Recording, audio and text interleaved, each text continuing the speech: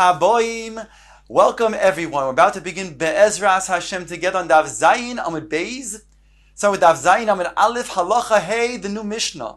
The Mishnah continues to discuss the excess of those funds that were designated for something specific.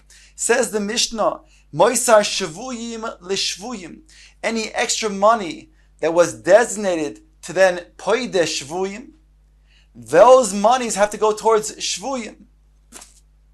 Moisar Shavui, Loisar Shavui. However, if there is money that's designated for a specific Shavui, someone who's held captive, then that money will then go to him, even if there's going to be an excess in paying for his redemption of his captivity.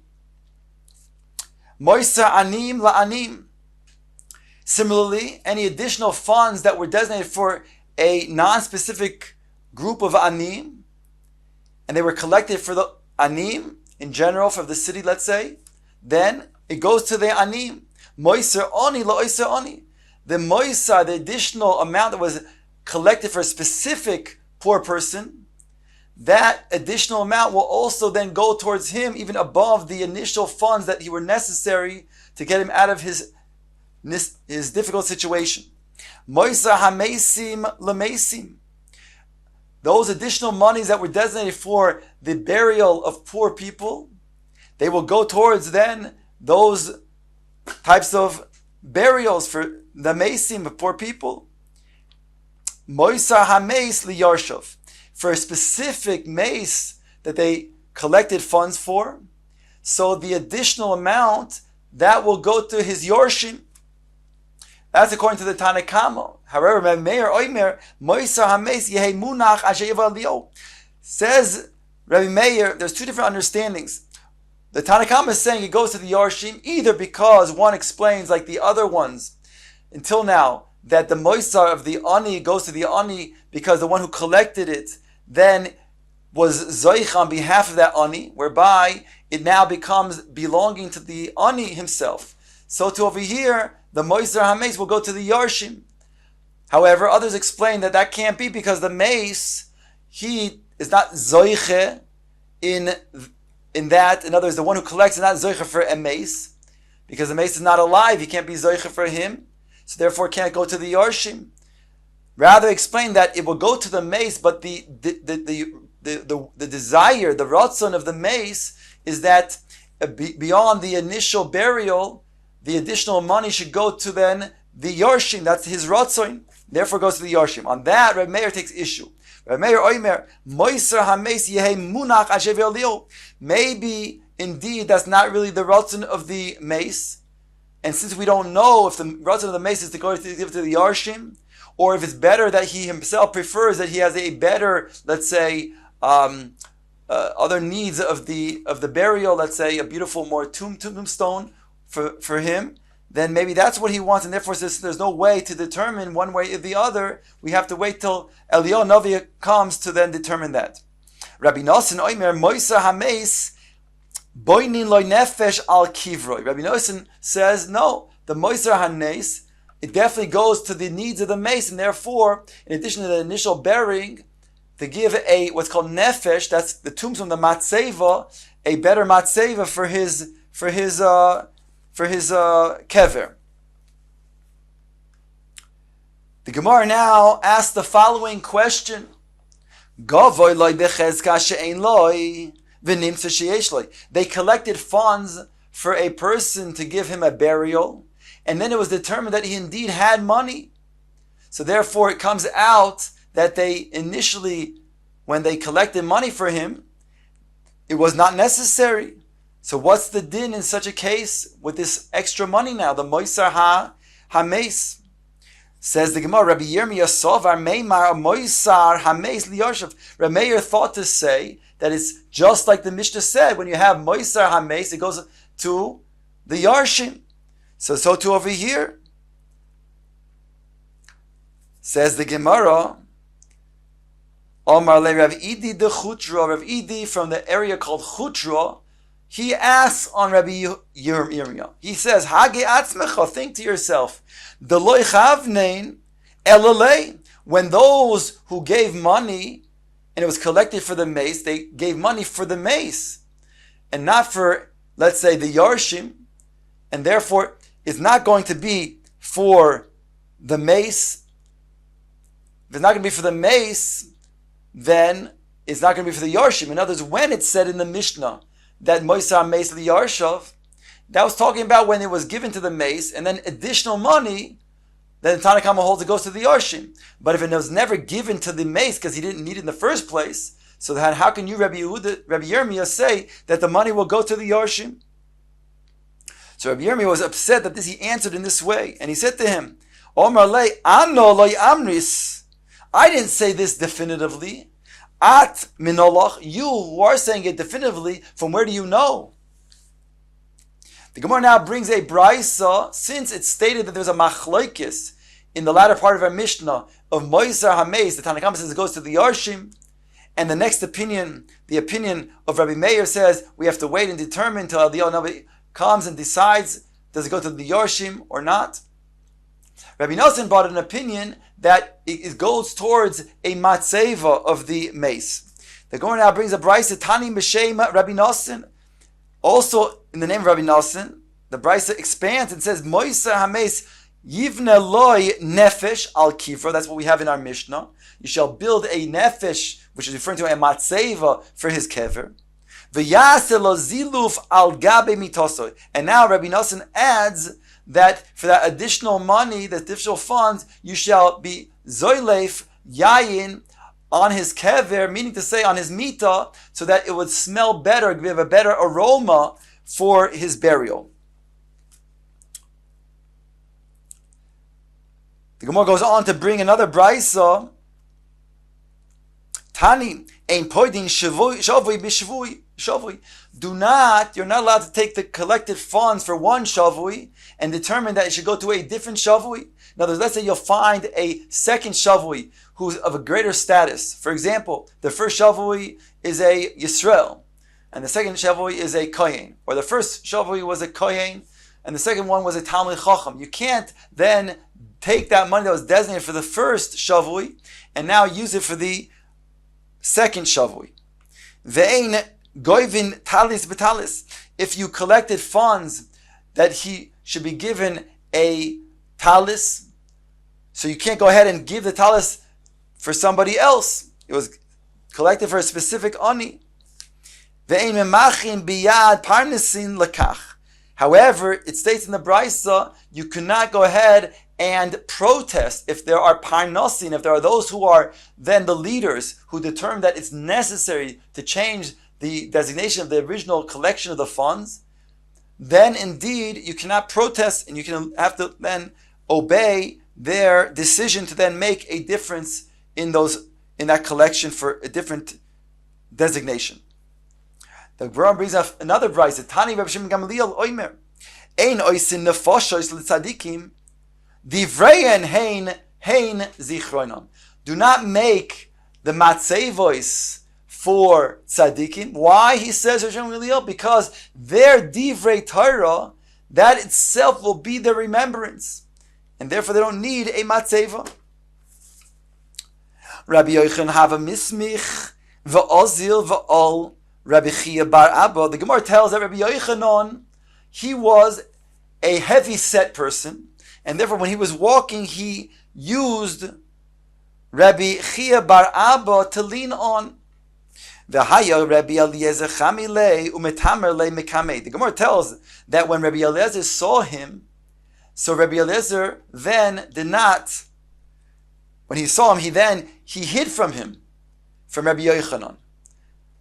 V'omar, on that Rabbi Yochanan was upset. Why is Rabbi Eliezer dodging me? Halin tarti milayu hadein bavloi ovid bey. Rabbi Yochanan, who's from Eretz Yisrael, he said about this bavloi, there are two things, he says, that he did that upset me. Chada, first of all, the loy shoyil b'shloime, he's not asking for my well-being. Secondly, v'hada mitamer, he comes and he's avoiding me, he's hiding from me. Omar le Rabbi Yaakov bar Idi. Rabbi Yaakov bar Idi comes to appease Rabbi Yochanan, why he should not get upset. And he says, Kach nahagin gabhoin. That is how we are noyeg in Bovil. When it comes to a person who is older, more superior, the one who's less, who's younger, and more inferior, is careful not to then come across his presence and ask his well-being. As follows, because the younger does not ask the well-being of the older, because they are accustomed that they do the following, they're makayim the following posuk.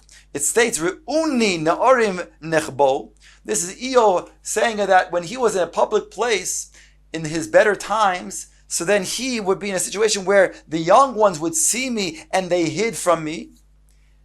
V'shishim kamu amadu, and the elderly they got up and they stood in front of me. Omer luhu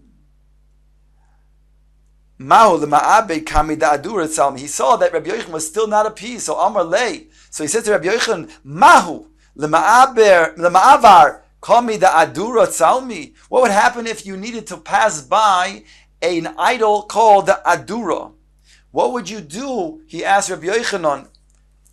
Omar lei. Rabbi Yochanan says to him, Ma'at polig legelkar. Why would that then give any kavod to an idol by passing it by? Avor kamoi v'same einoi. He says, just pass by it and wipe out his eyes. And therefore you'll show that you're not giving any respect just because you're passing by. You'll pass by, and that dafka will be a show that you're going to then show that a disrespect for him. So now he turns to Rabbi Yochanan and he says to him, Omar lei, then Yeyus, Rabbi Eliezer Ovi Deloi Ovar Kamech. That's very well then. It was correct that Rabbi Eliezer did not pass in front of Rabbi Yochanan, in front of you. So why are you getting upset? In other words, he was implying to him that it would have been a disrespect. Just like you explained, it would be a disrespect to show disrespect, dafka, to an idol if you pass in front of it. So he did not want to do that to a greater person like yourself, Rabbi Yochanan, so shouldn't be upset. And further, Rabbi Yochanan explains another thing that bothered him about the anhaga of Rabbi Eliezer. Ovid hobavlo deloy omar shmaitza mishmei, because he did not repeat teachings in Rabbi Yochanan's name. The Gemara now is going to explain ultimately why this is something that bothered Rabbi Yochanan. Nichnasu lefon Rabbi Ami Rabbi Asi. The Talmidim Rabbi Ami Rabbi Asi, they came in front of Rabbi Yochanan to try to appease him. Omrulo, they said to him, Rabbi, the following is what happened. The following Maisa in the Beis HaKnesses of the coppersmiths. Kineger sheyesh beroisha glustera. About a neger, this is an item, a metal object that is used to put into a door, to be what called a door stopper. It would then put in the entrance to the doorway a hole that was inside of the threshold of the doorway, and they would put this metal door stopper as a way of doing so. However, this was made beroisha glustera, that the end had a club piece that was used to then smash spices, to smash garlic. So on the one hand, it's an object. If it was alone, it would be problematic because it would be mechse keboine if you would put it into the ground. On the other hand, it was a kli that could be used for a malach, for a heter malacha. So the kli shemalachta le'iser, whereby if you would put it in the ground, it would not necessarily look like it's mechse keboine. So there's a machlokes about this, and Rav Ami Rav Asi recalled this machlokes. Shenechleku Rebbe on top of Zayin Amud Beis, Rabbi Eliezer, Rabbi Yossi, Ashekoro Sefer Torah b'chamosan. The Tanoim, not the Rabbi Eliezer that we're talking about before that upset Rabbi Yochanan, but rather the two Tanoim, Rabbi Eliezer and Rabbi Yossi, they were arguing about this point. If it's something that can be then put into the ground, and it's not a problem of Mechzi Keboine, or no, it still is a problem of Mechzi Keboine, and they were arguing until they actually ripped a Sefer Torah. Asked the Gemara, incidentally, Karu Sefer Torah, these two Chachamim would rip a Sefer Torah, Chas v'Shalom. Ela shenikra Sefer, it meant a Sefer Torah was ripped as a result of their machlokes. They were vying, I guess, with the Sefer Torah. One wanted to show the other one a proof. Maybe one was trying to then mashbiah him on a Sefer Torah. It's not clear, but upon him they were holding a Sefer Torah when they're arguing and end up ripping as a result. So therefore, it's not kedai to be bekas. He says to Rabbi Yochanan. They say to Rabbi Yochanan. And further, v'haya shem sham zekin zaken echad Rabbi Yosi bar Kisma shmoi. There was a chacham who was present, and his name was Rabbi Yosi ben Kisma. Omar, he said the following: Tamaheni im loy haya beis hakneses ze beis avodah zarah. I would be astounded. I would be, he said, in wonderment if this beis hakneses is not turned into a beis avodah zarah. And that's what happened. So it's not kedai Rabbi Yochanan to get angry. They're saying to the Rebbe, "V'chozar, v'omar, hechdein michavrei." Rabbi Yochanan turns to Rabbi Ami, Rabbi Asi, and he says, "What kind of comparison is this to a comrade? I am the Rebbe of Rabbi Eliezer, so my taina is valid. I can get angry at him. But you're talking about a situation where two chaverim were arguing with each other. What's the comparison?" Nichnas lefonov Rabbi Yaakov bar Idi. Rabbi Yaakov bar Idi enter now again in front of Rabbi Yochanan, and he tries to appease him the following way. Amalei says, "Ksiv." It says in the pasuk, "Kasher tzivo Hashem es Moshe avdoi kein tzivo Moshe es Yehoshua." Here it says, just like HaKadosh Baruch Hu commanded Moshe Rabbeinu, his Eved, so too Moshe commanded Yehoshua to then tell over the Torah that he then commanded him. Asks Rav Yaakov bar Idi to Rabbi Yochanan, "V'chikol dibur v'dibur shaya Yoshua Yoshe v'dorish v'yoytin hakol she'atorah shel Moshe." Is everything is the thing that Yoshua, the Talmud of Moshe Rabbeinu, taught? Did he say it in the name of Moshe Rabbeinu? Everything that he said. Elo Yoshua Yoshe v'dorish v'yoytin hakol she'atorah shel Moshe. Rather, everybody knows that when he was teaching the Torah, it was the Torah Shel Moshe without him having to say it. So then, Afata Eliezer, Yoshe v'dorish v'akol yoidim she'atorah shel chohi. Then everybody knows when Rabbi Eliezer states Torah, he's obviously, even if he doesn't say it explicitly in your name, he's obviously saying Torah that he heard from his Rabbi Yochanan. So everybody knows that it's from Rabbi Yochanan. So why should he be upset? So this he appeased Rabbi Yochanan with, Ad Kedei Kach, that Omar Lehen, Rabbi Yochanan says to Rav Ami of Asi, Mibnei ma ein aten yoidin l'ratzois keben idi chavareni. He says, why didn't you then also succeed in appeasing me like our comrade Rabbi Ben Idi, he calls him. In other words, Rav Yaakov bar Idi, who did appease me. Why didn't you then use the same type of reasoning and rationale that he used to appease me? Now the Gemara comes back and wants to understand why was Rabbi Yochanan so upset that his Talmud Rabbi Eliezer did not say the Torah that he learned in his name. Rabbi Yochanan, my kuli hai, the boy, Dimron Shmaitza Mishmei. Why was he so upset that his Talmud did not say the learning in his name, that he got so angry? So he explains, Da'av David bikesh aleha rachamim. Because even David HaMelech, he was mevakesh racham, and he said, "Shenemar, agura b'holcha oilomim echse b'seisik nafecha selo." I will live in your tent forever, HaKadosh Baruch Hu, referring to the tent of this world and the next world. Echse b'seisik nafecha selo. I will get refuge. He says, "V'chi also al daito shel David sheyeh chai v'kaim lo'ilomim." Did David HaMelech think that he's going to live forever? Elo, kach amar David ifnei HaKadosh Baruch Hu, Ribono shel olam, ezka, I shall be zoiche sheyu divrei ne'emorim, devarai be'ne'emorim be'batei knesios u'b'batei midrashos. May I be zoiche, he was asking for rachim from HaKadosh Baruch Hu, that my divrei Torah should be heard in the Beis HaMedrash, Beis HaKnesses, even after I die. And therefore it'll be like I'm living in this world as well.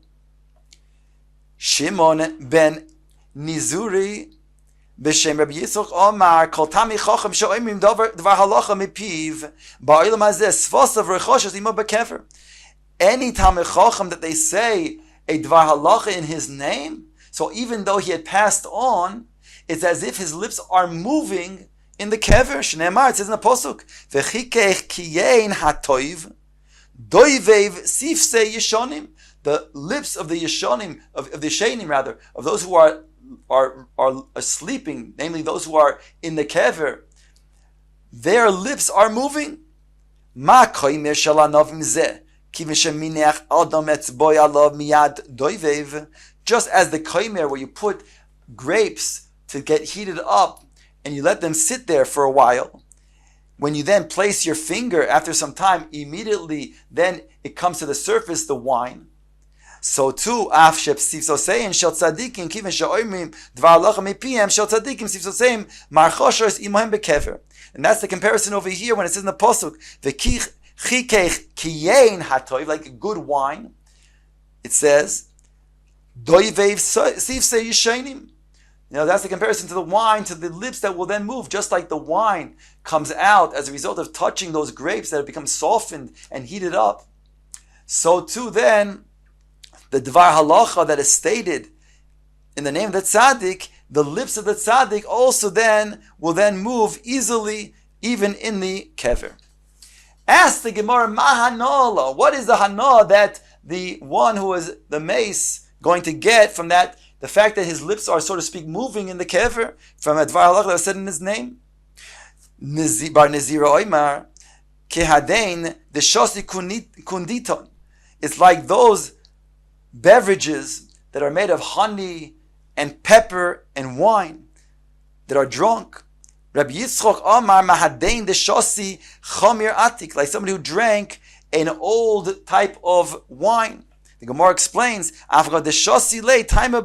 even though they had drank this type of beverage, so to speak, in their lifetime, they have it stays in their mouth even after they have passed on. Gemara says, Vaiter Rabbi Gidel Omar. Rabbi Gidel said, one who says a teaching in the name of the one who had taught him that teaching, Yire Baal Shmua, he should see as if the one who taught him that teaching is, he imagines, he should see him in front of him. Shenemar states, Ach betzelem yishalech ish. It says, but only betzelem, in a image, right? It's saying like that, referring to his teacher. That's how a person should be going, in that way. Ksiv, it says in the pasuk, Ksiv, Rav Adam Yikre Ish Chazdoi, Ze Shar Kol Adam, Ve'ish Emunim Ki Yimtzo, Ze Rabbi Zeira. How is this Rabbi Zeira that he said Ish Emunim Ki Yimtzo? Who's going to find an Ish Emunim, someone who's precise? Says the Gemara of Rabbi Zeira. This is Rabbi Zeira who said,